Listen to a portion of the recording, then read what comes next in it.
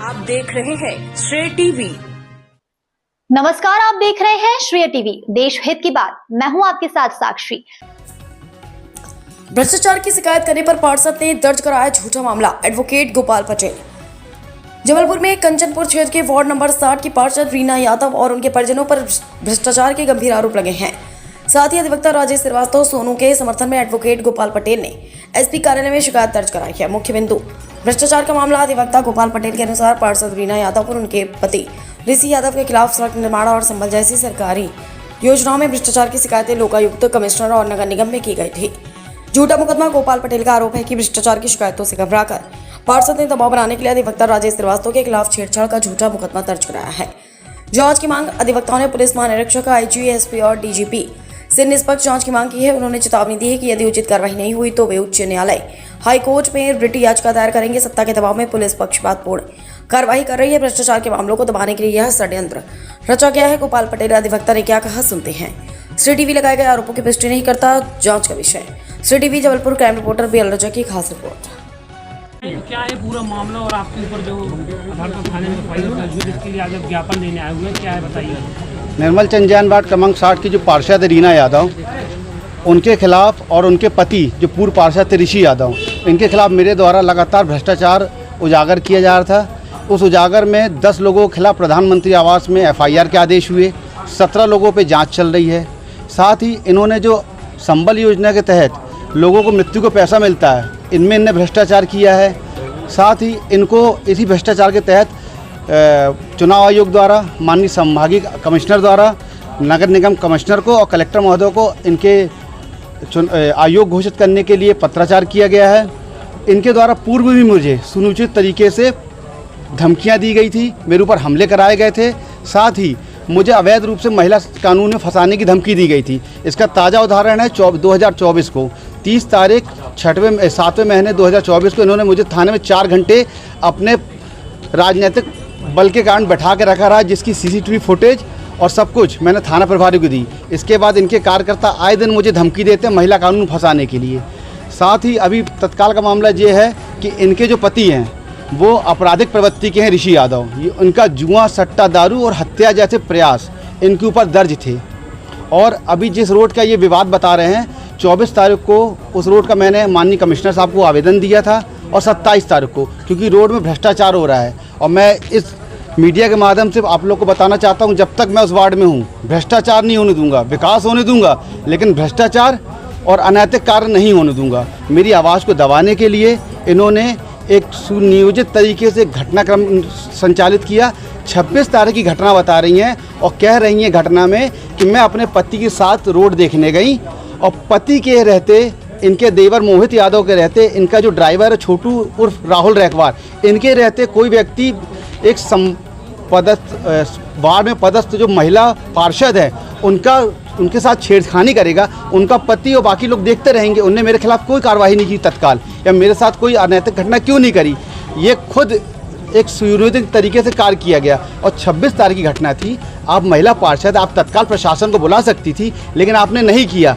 आपने एफआईआर मेरी नहीं दर्ज कराई, क्योंकि आपको मालूम आप झूठी एफआईआर करा रहे थे और प्रशासन आपकी एफआईआर दर्ज नहीं करता। इसके लिए इन्होंने एक सुनियोजित तरीके से जन आक्रोश रैली निकाली। उसमें मुद्दे गलत बताए, लोगों को भ्रमित किया गया। वार्ड के जो लोग थे उनको भ्रमित किया गया और बताया गया कि असामाजिक तत्वों पर अंकुश लगाया जाएगा, अवैध शराब की बिक्री रोकी जाएगी, स्कूल कोचिंग संचालन के आसपास पुलिस बल तैनात के लिए, रात्रिकालीन नियमित गश्त के लिए और पुलिस बीट की कार्रवाई के लिए इन्हें रैली निकाली। लेकिन लोगों को भ्रमित करके रैली लेके गए और रैली में ये बातें न रख के इन्होंने मेरे खिलाफ प्रशासन और थाना प्रभारी पर दबाव बना के एक फर्जी एफआईआर दर्ज कराई। ये है इसका आवेदन, आप देख सकते हैं। ये जो लोगों को फर्जी तरीके से ले गए हैं और इनको जो आयोग घोषित करने का पत्र आया था वो भी मैं आपको दिखा रहा हूँ। ये देखिए। आज आप एसपी साहब के पास आए, क्या आपको आश्वासन मिला? आश्वासन ये मिला है, माननीय सीएसपी एडिशनल एसपी महोदय ने बोला है जब तक निष्पक्ष जांच नहीं हो जाएगी किसी भी तरह की कोई कार्रवाई नहीं होगी। और ये प्रथम दृष्टया देखने में लगता है कि ये सुनियोजित तरीके से आपके ऊपर एक एफआईआर दर्ज कराई गई है, लोगों को भ्रमित करके प्रशासन पर दबाव बना कराई गई। राजेश श्रीवास्तव सोनू, एडवोकेट। जो पार्षद हैं कंचनपुर में वार्ड नंबर 60 का लगता है रीना यादव पार्षद है। हमारे साथी अधिवक्ता हैं राजेश श्रीवास्तव और सोनू, जो कई वर्षों से मतलब उनके जो भ्रष्टाचार है उनकी शिकायत की थी कई डिपार्टमेंट में। अभी वर्तमान में एक रोड निर्माण हो रहा भट्टे मोहल्ले में कंचनपुर में, जिसकी शिकायत उनने 24 तारीख को कमिश्नर महोदय को और एक 27 तारीख को आयुक्त महोदय को शिकायत दी थी। जो घटना ऐसी है कि 26 तारीख को उनके साथ घटना होती है छेड़छाड़ की। वो अपनी एक रैली के माध्यम से लोगों को इकट्ठा करते हैं, जन आक्रोश रैली निकालते और 30 तारीख को FIR कराते हैं कि हम घटना के समय उनका देवर पति जो पार्षद के पति हैं ऋषि यादव, देवर है मोहित यादव और उनका जो ड्राइवर है राहुल रेकवार, उस घटना के समय मौजूद थे। घटना होती 24 तारीख को, तत्काल कोई FIR नहीं करते हैं। 30 तारीख को इकट्ठे होते हैं और जाके एक झूठी शिकायत करते हैं राजेश श्रीवास्तव के खिलाफ में।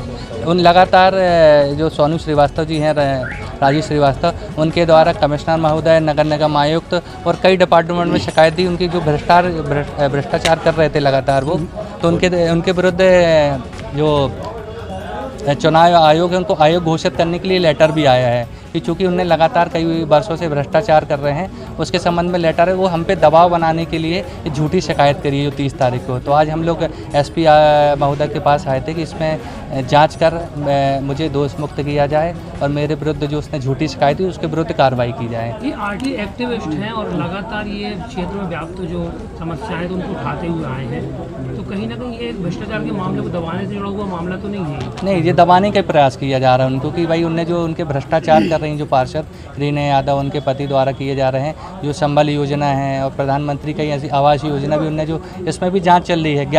10 लोगों पे FIR करने के आदेश है और 17 लोगों की जांच चल रही है। उसी को ये दबाने का प्रयास कर रहे हैं कि वो हम जिसमें उस मामले को दबाने का प्रयास, झूठा FIR। थाने में जनों को आक्रोश यात्रा निकली, अचानक उसमें राजेश श्रीवास्तव का नाम आया था। ये क्या कोई षड्यंत्र पूर्वक किया? ये षड्यंत्र ही किया जा रहा है कि जो हमने शिकायतें की हैं उसको दबाव बनाने के लिए की जा रही है कि हम अपनी शिकायत ले लें, क्योंकि उनकी जो चुनाव आयोग ने उनको आयोग घोषित कर रहे हैं उस पर दबाव बना रहे हैं मुझ पर कि मैं अपनी शिकायत वापस ले लूँ। अधिवक्ता की आवाज़ को दबाने के लिए पूरा प्रयास किया गया है। अधिवक्ता इसमें क्या आगे कार्रवाई करेंगे? अगर नहीं करते तो हम रिट में जाएंगे। हम अपनी जो वैधानिक लीगली पॉइंट है हमने आज इसलिए दे रहे हैं कि आज SP को और IG और कमिश्नर को हम पूरी शिकायत देंगे, DGP को भी शिकायत भेजेंगे और इस पर अगर जांच नहीं करती है तो रेट के माध्यम से हम उसमें जांच की मांग करेंगे कि मुझे आधार पुलिस के ऊपर क्या है, पक्षपात के आरोप है? हाँ, वो पक्षपात ही कर रहे हैं, वो पूरे शासन के दबाव में काम कर रहे हैं, चूँकि सत्ता पक्ष और पार्षद है वो सेटिंग वहाँ पे, तो दबाव में ही FIR हुई है। आपका नाम? Advocate Gopal Patel. District bar association के पदाधिकारी आए हैं। इनका कहना है कि इनके एक सदस्य हैं राजेश श्रीवास्तव एडवोकेट, ये आधारताल क्षेत्र के एक पार्षद के उनके निर्वाचन के खिलाफ भी इनने कुछ आवेदन दिया था और कई मामले में वो उनके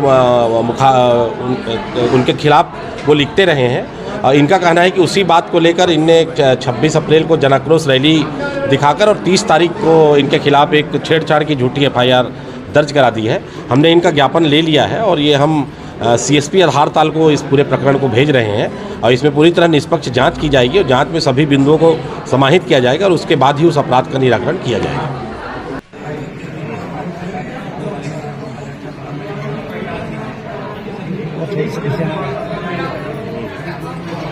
क्या धारा का दर्ज कर दिया?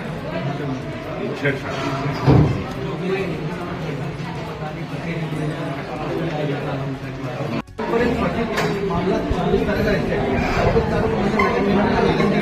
27 तारीख किसी महिला के साथ पार्षद महिला के साथ छेड़छाड़ होती है, उनका पति साथ में, उनका देवर साथ में, उनका ड्राइवर साथ में, और मेरे को तो कुछ नहीं बोलेंगे। मैंने आवेदन किया, CCTV कैमरे लगे, उसको जांच नहीं हुई, व्यक्तिगत आपसे ही मिला था सर। आपने DI साहब को बोला भी था, नहीं आधार व्यक्तिगत आपसे मिला था, उसमें भी जांच नहीं हुई सर। और इनके कार्यकर्ता को आए दिन गाली करते, इनने मेरे को दबाव बनाया, उनको आयोग घोषित करने का और इनके पति के आपराधिक हत्या जाके प्रयास करते हैं, कई करोड़ भ्रष्टाचार